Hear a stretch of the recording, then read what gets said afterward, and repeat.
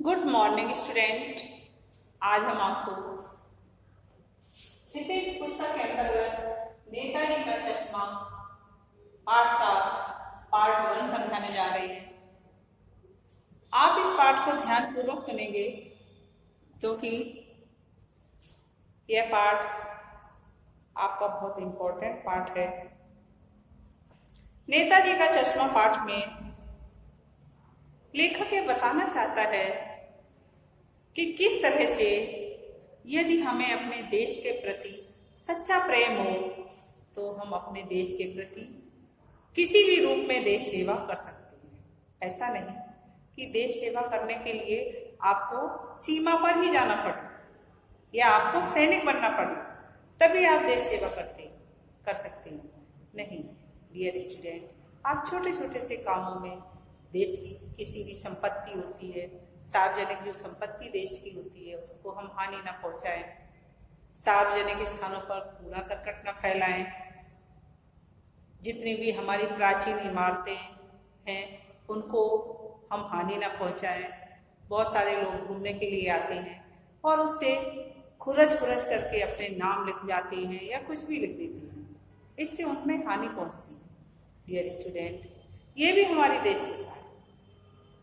यदि हम इस तरह से भी देश को समृद्ध बनाने का प्रयास करें तब भी हमारा देश समृद्धि की ओर बढ़ सकता है। डियर स्टूडेंट, इसी तरह से एक छोटी सी कहानी के माध्यम से लेखक ने ये बताना चाहा है कि किस तरह से इसके नेताजी का चश्मा पाठ के लेखक है स्वयं प्रकाश।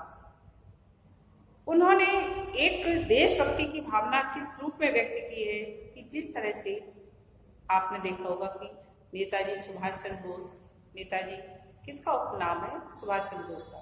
सुभाष चंद्र बोस सदैव अपनी आंखों पर चश्मा लगाए रहते थे और उसी कहानी को लेखक ने व्यक्त करना चाहा है कि किस तरह से एक चौराहे पर एक मूर्ति लगी हुई थी जिस पर चश्मा नहीं लगा और चश्मा न लगा होने के कारण वह मूर्ति देखने में अच्छी नहीं लग रही थी, पर चौराहा था इसलिए हजारों लोग वहां से निकलते और चले जाते। किसी के भी मन में ये भाव नहीं आता है कि नेताजी की मूर्ति पर चश्मा नहीं लगा है तो इसका कोई प्रयास करना चाहिए या हमें लगाना चाहिए।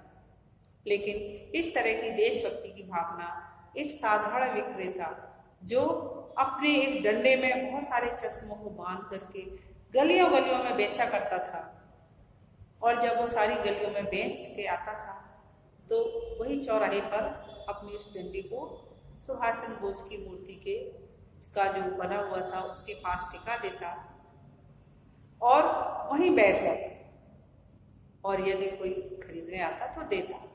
लेकिन उसकी एक आदत थी अच्छी थी कि उसे सुभाष चंद्र बोस की बिना चश्मे की मूर्ति अच्छी नहीं लगती थी, इसलिए अपने उन चश्मों में से कोई एक चश्मा वह सुभाष चंद्र बोस की मूर्ति पर लगा देता और जब खरीदने वाला आता तो अक्सर आपने देखा कि डमी खड़ी रहती ना, जैसे देखे किसी भी बड़ी दुकानों के बाहर जिसमें किसी शर्ट का, पैंट का या साड़ियों का दिया जाता है, विज्ञापन देते हैं जिसके कारण कि इस तरह की लगेगी साड़ी या इस तरह की शर्ट लगेगी, इसी तरह से लोगों को वही चीज ज्यादा पसंद आ जाती है। तो इसी तरह से कई ग्राहक ऐसे आ जाते थे जो सुभाष चंद्र बोस की मूर्ति पर जो चश्मा लगा हुआ होता था उसी को खरीदने के लिए कहने लग जाते थे। तो वो चश्मे वाला उस में से चश्मा उतार करके उसे दे दिया करता था और उनसे क्षमा मांगते हुए उनसे चश्मा उतारता और दे देता और दूसरा चश्मा उनको लगा देता। इसी कहानी को इन्होंने वर्णन किया हुआ है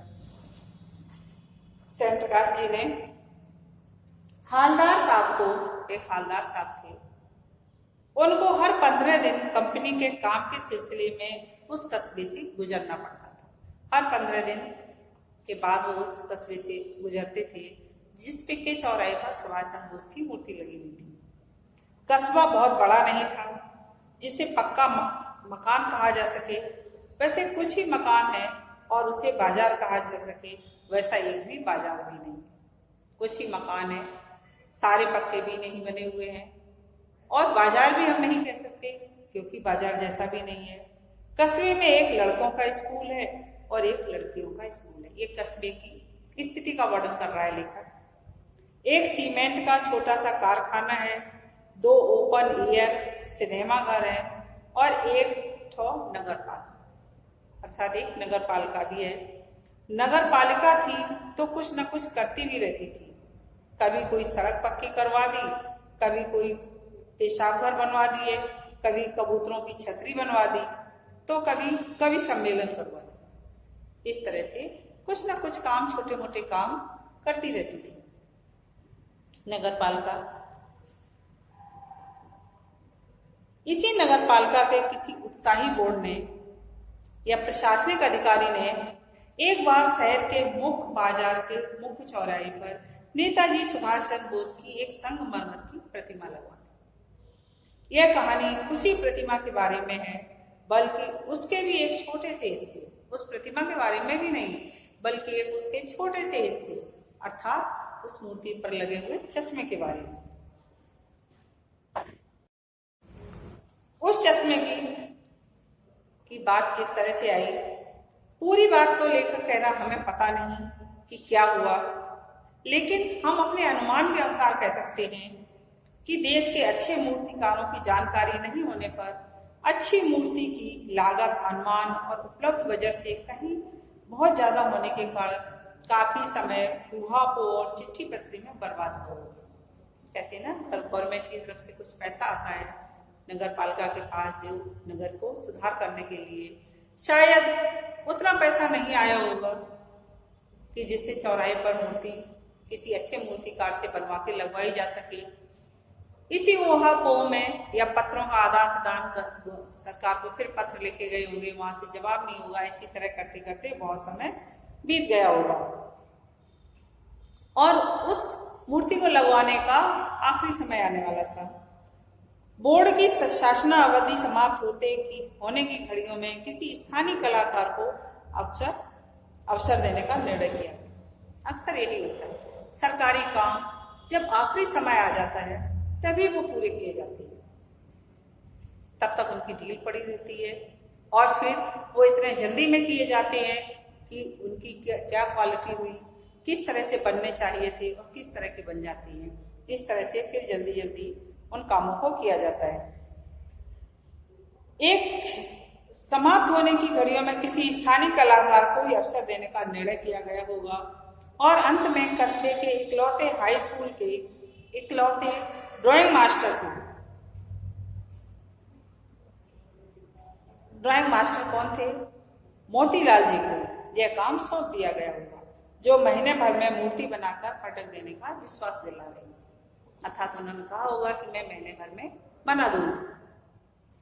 जैसा कि ऊपर कहा जा चुका है, मूर्ति संगमरमर की थी, टोपी की नोक से कोट के दूसरे बटन तक के 1-2 फीट ऊंची, जिसे कहते हैं वस्ट।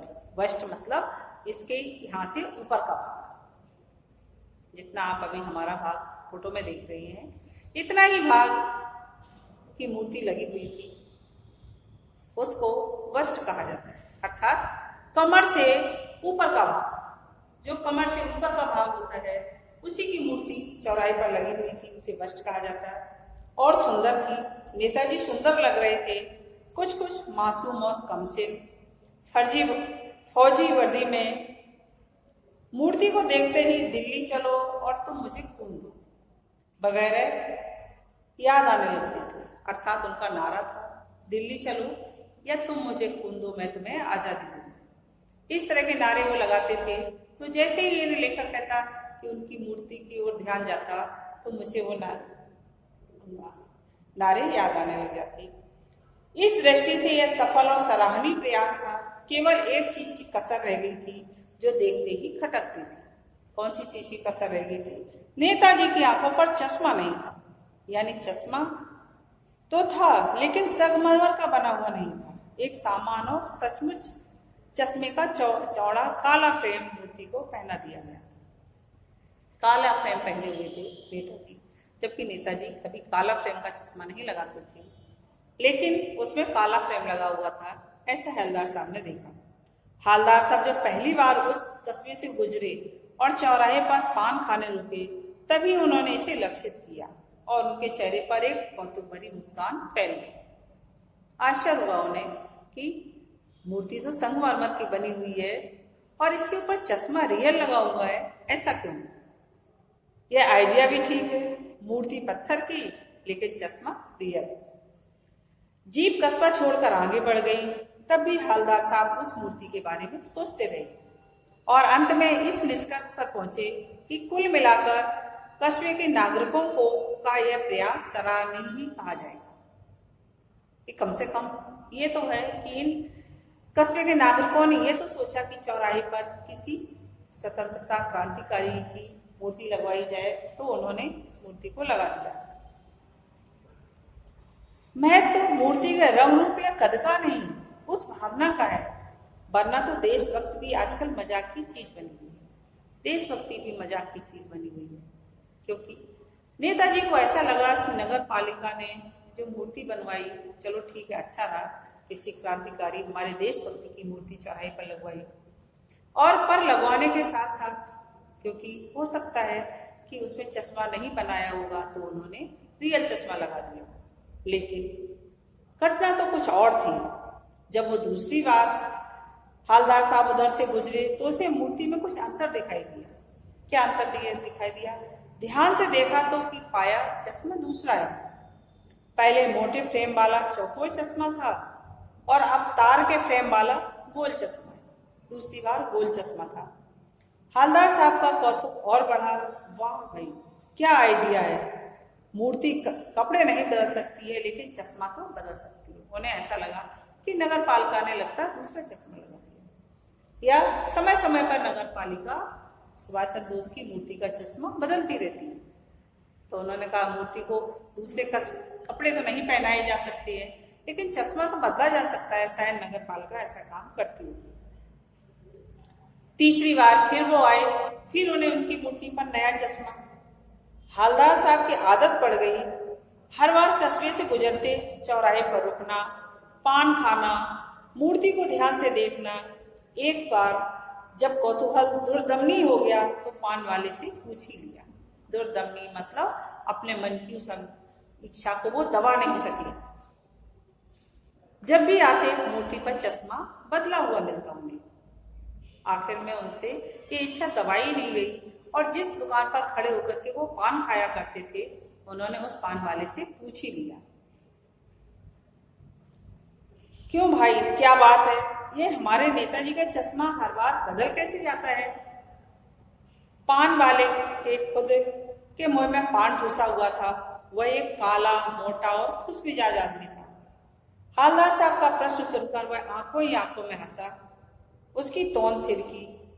पीछे घूमकर उसने दुकान के नीचे पान थूका और अपनी लाल काली बत्ती सी दिखाकर बोला, कैप्टन चश्मे वाला का क्या करता है? हवलदार साहब को समझ नहीं पाए।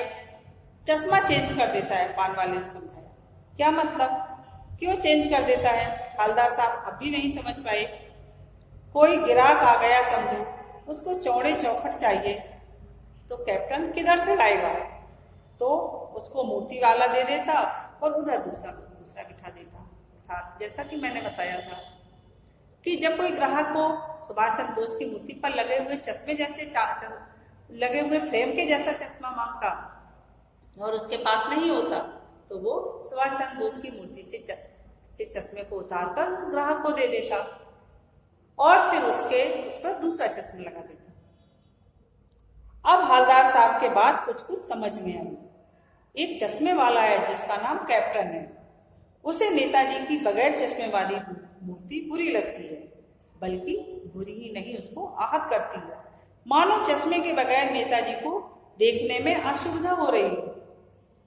इसलिए वह अपनी छोटी सी दुकान में उपलब्ध गिने चुने फ्रेमों में से एक नेताजी की मूर्ति पर फिट कर देता। लेकिन जब कोई ग्राहक आता और उसे वैसे ही फ्रेम की दरकार होती जैसा मूर्ति पर लगा है, तो कैप्टन चश्मे वाला मूर्ति पर लगा फ्रेम संभवतः नेताजी से क्षमा मांगते थे। ऐसे भी नहीं, वह नेताजी से क्षमा मांगता, लाकर ग्राहक को दे देता और बाद में नेताजी को दूसरा फ्रेम लौटा देता। भाई क्या खूब आइडिया है। लेकिन भाई अब नेताजी फिर पूछ रहे, लेकिन भाई एक बात अभी भी समझ में नहीं आई। हालदार साहब ने पान वाले से फिर पूछा, नेताजी का ओरिजिनल चश्मा कहाँ गया? जो उनको चश्मा लगाया था होगा जब मूर्ति बनाई गई होगी, तो आखिर में वो कहाँ गया? डियर स्टूडेंट, इससे आगे पार्ट हम कल समझाएंगे। धन्यवाद।